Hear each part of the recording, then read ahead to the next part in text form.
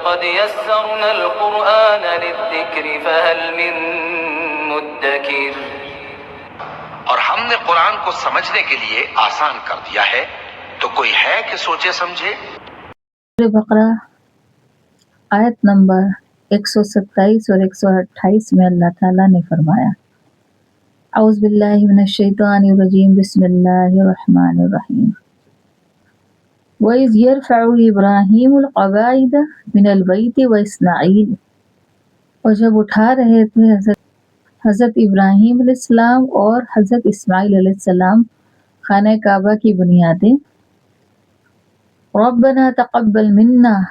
إِنَّكَ أَنْتَ السَّمِيعُ الْعَلِيمُ، اور وہ یہ دعا کرتے جاتے تھے کہ اے ہمارے رب، ہم سے یہ قبول فرما لے کہ بے شک تو سننے والا اور جاننے والا ہے۔ رَبَّنَا وَاجْعَلْنَا مُسْلِمَيْنِ لَكَ وَمِنْ ذُرِّيَّتِنَا أُمَّةً مُّسَلِّمَةً لَكَ، اور ہماری اولادوں میں سے ایک اپنی فرما بردار امت بنا۔ آرنا مناسکنا وتب علینا انک انت التواب الرحیم، اور ہمیں دکھا دے حج کے طریقے اور ہماری توبہ قبول فرما، بے شک تو ہی توبہ قبول فرمانے والا اور رحم کرنے والا ہے۔ حضرت ابراہیم علیہ السلام کو اللہ تعالیٰ نے چند باتوں سے آزمایا تھا، تو حضرت ابراہیم علیہ السلام نے اللہ کی اس آزمائش میں کامیاب ہو کے دکھا دیا، تو اس کے بعد اللہ تعالیٰ نے خانہ کعبہ کی تعمیر کا حکم دیا، تو حضرت ابراہیم علیہ السلام اور ان کے بیٹے حضرت اسماعیل علیہ السلام نے مل کر خانہ کعبہ کی تعمیر کی۔ تو وہ ایسے ہی نہیں کر رہے تھے، بلکہ اللہ تعالیٰ کہہ رہے ہیں کہ وہ اس کی بنیادیں اٹھا رہے تھے، دیواریں اٹھا رہے تھے، لیکن اللہ سے مانگتے بھی جا رہے تھے، کیونکہ اللہ کا گھر بنا رہے تھے، یہ بہت بڑا شرف تھا ان کے لیے۔ لیکن وہ یہ بھی اللہ سے دعا کرتے جا رہے تھے کہ کام کر رہے ہیں یہ قبول فرما لے۔ یہ نہیں تھا کہ وہ یہ سوچ اللہ نے ہم سے یہ کام کروا رہے ہیں تو بہت بڑی بات ہے اور ہم بہت زیادہ اپنے آپ کو اونچا سمجھنے لگے، ایسا نہیں تھا، بلکہ وہ اللہ سے کہہ رہے تھے، کیونکہ اللہ تعالیٰ جس شان والا ہے اور اس کا گھر بنانا کوئی ایک عام بات نہیں تھی، تو اللہ تعالیٰ سے وہ یہ دعا کر رہے ہیں کہ اللہ قبول کر لے، کیونکہ ہمیں نہیں معلوم کہ جو یہ ہمارا عمل وہ کس طرح کا ہے جسے تو قبول کر لے، یا جس طرح سے تو چاہتا ہے ہم اس طرح کر پا رہے ہیں یا نہیں کر پا رہے ہیں۔ تو یہ ایک ان کے اندر تھا، اور اس لیے وہ دعائیں کر رہے تھے کہ اللہ ہم سے یہ قبول کر لے، ہماری یہ جو کوشش ہے، یہ جو ہم تیرے حکم کی تعمیر کر رہے ہیں، تو ہم سے یہ قبول کر لے، کیونکہ بے شک تو جاننے والا بھی اور سننے والا بھی، تو سب کچھ دیکھتا بھی ہے اور جانتا ہے، دلوں کے حال بھی جانتا ہے۔ تو اس آیات پہ یہ اللہ نے بتایا۔ اس کے بعد پھر اور دعا وہ کر رہے تھے کہ اللہ تعالیٰ ہمیں اپنا فرما بردار بھی بنائے رکھیے، ایسا نہ ہو کہ ہم آج تو بہت تیرے حکم پر چل رہے ہیں، لیکن آگے کبھی ایسی آزمائش میں نہ پڑ جائیں کہ تیرے نافرمان بندوں میں نہ کہیں شمار ہو جائے۔ تو وہ دعا کرتے جا رہے تھے کہ ہمیں اپنا فرما بردار بنا لے، اور ہماری اولاد میں سے ایک ایسی امت کو اٹھائیے گا، یا ایک ایسی امت کو پیدا فرمائیے گا کہ جو تیری فرما بردار ہو، اور وہی ہے امت مسلمہ، یعنی امت محمدیہ، کہ جو اللہ تعالیٰ کے حکم کو بجا لینے والی،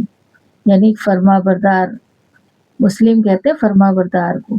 یعنی کہنا ماننے والے۔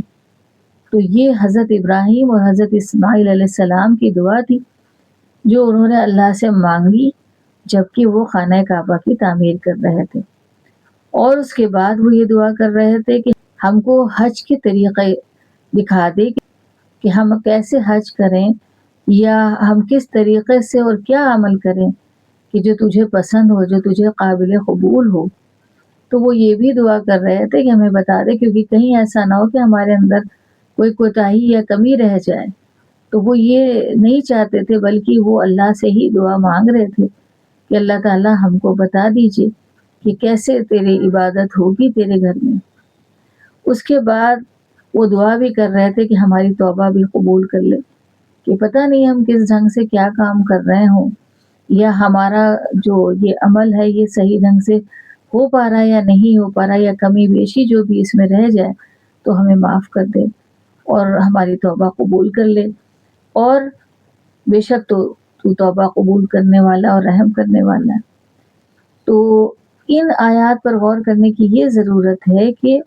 حضرت ابراہیم علیہ السلام اور حضرت اسماعیل علیہ السلام کتنا بڑا یہ کام اللہ ان سے لے رہے ہیں، لیکن پھر بھی ان کے اندر انکساری کس طرح کی ہے کہ وہ اپنے کو بہت اونچا نہیں سمجھتے ہیں، بلکہ وہ اللہ سے ڈر رہے ہیں اور اللہ سے مانگ رہے ہیں کہ ہم کر تو رہے ہیں، لیکن یہ جس طرح سے اللہ ہم سے چاہ رہا ہے اس طرح سے کر بھی پا رہے ہیں کہ نہیں کر پا رہے ہیں۔ تو وہ ہر وقت اللہ کی مدد چاہ رہے ہیں کہ اللہ ہمیں معاف کر دے، ہماری توبہ قبول کر لے اور ہم سے یہ کام قبول کر لے جو ہم کر رہے ہیں۔ ورنہ آپ دیکھیے اگر ہم اس کو اس دور میں دیکھیں تو انسان ذرا سا بھی کوئی دین کا کام کرتا ہے یا اللہ کسی سے کوئی دین کا کام لیتا ہے تو وہ پھر زمین میں قدم نہیں رکھتا ہے۔ انسان اکثر ایسا ہوتا ہے کہ وہ اپنے کو بہت اونچا سمجھنے لگتا ہے، جبکہ قدم قدم پہ اللہ کی مدد کی ضرورت ہے۔ کوئی انسان ہمیشہ اس سیدھے راستے پہ نہیں رہ سکتا جب تک کہ اللہ کی مدد نہ ہو۔ کبھی بھی آزمائشوں میں گر گیا اگر اور تو کبھی بھی وہ ڈگمگا سکتا ہے۔ اس لیے ہر وقت اللہ سے یہ مانگنا چاہیے کہ اللہ ہم کو اس دین کے راستے پر ثابت قدم رکھیے، کبھی بھی ڈگمگائے نہ، اللہ کبھی بھی ایسا نہ ہو کہ تو آزمائش لے لے اور ہم اس میں ناکامیاب ہو جائیں۔ تو یہ اطمینان نہیں رکھ سکتے ہیں کہ نہیں اب تو دین کے راستے پہ آ گئے، اب تو بالکل کامیاب کہ بس اللہ ہم سے اب راضی ہی ہو گیا۔ بے شک راضی ہوتا ہے اپنے نیک بندوں سے، لیکن وہ آزماتا بھی ضرور ہے، اور آزمائش کے بعد ہی یہ ظاہر ہوتا ہے کہ وہ انسان مومن بندوں میں شمار ہے یا نہیں ہے۔ تو یہ آیات پر ہمیں یہ غور کرنا چاہیے کہ حضرت ابراہیم علیہ السلام وہ اللہ سے مانگ رہے ہیں، توبہ کر رہے ہیں، تو پھر ہماری تو کوئی ویلیو نہیں، اگر دیکھیں تو ہم کچھ ہے ہی نہیں ان کے آگے۔ تو پھر ہم کیسے اپنے آپ کو اونچا سمجھتے ہیں؟ اگر ہمارے اندر کوئی علم ہو یا ہم بڑا دین کا کام کر رہے ہوں تو بس ہم اپنے کو بہت اونچا سمجھنا شروع کر دیتے ہیں۔ تو اس سے بچیں، کیونکہ یہ آیت ہمیں اسی طرح سے ہماری اصلاح کر رہی۔ ہم غور کریں اپنے اندر کہ ہم کہیں اس طرح سے تو نہیں سوچ رہے ہیں کہ ہم تو بہت اونچے ہیں، ہم تو بہت اللہ کے پیارے ہیں، اسی طرح سے جیسے بنی اسرائیل کی قوم سوچا کرتی تھی۔ تو نہیں، اللہ کے جو فرما بردار بندے ہیں وہ نیک عمل بھی کرتے ہیں لیکن اللہ سے ڈرتے ہوئے۔ اور ڈرنے کا مطلب یہ نہیں ہے، ڈرنے کا مطلب ہے کہ کہیں ایسا نہ ہو کہ جس شان والا اللہ ہے اس شان کی نہ ہم عبادت کر پا رہے ہیں نہ اس کی اطاعت کر پا رہے ہیں جس طرح سے اس نے ہمیں حکم دیا۔ تو ہماری جو یہ کوتاہیاں ہیں، یہ ہماری کمیاں ہیں، ہم اس کو جانتے ہیں اور اللہ بھی جانتا ہے۔ تو اپنی ان کوتاہیوں کمیوں کی معافی مانگتا ہے جو مومن بندہ ہے۔ اور اگر ہم بھی مومن بندوں میں شمار ہونا چاہتے ہیں تو ہمیں بھی اپنی کوتاہیوں اور کمیوں پر نگاہ رکھنی پڑے گی۔ تو غور فکر کیجئے اپنے اندر کہ کہیں ایسا تو نہیں کہ ہمارے اندر اس طرح کی خرابی موجود ہو جو اللہ کو ناپسند ہو۔ تو قدم قدم پہ اللہ کی مدد مانگیے، چاہے وہ آپ دین کا ہی کیوں نہ کام کر رہے ہو، چاہے آپ کوئی نیکی کا بھی کیوں نہ کام کر رہے ہو، بغیر اللہ کی مدد کے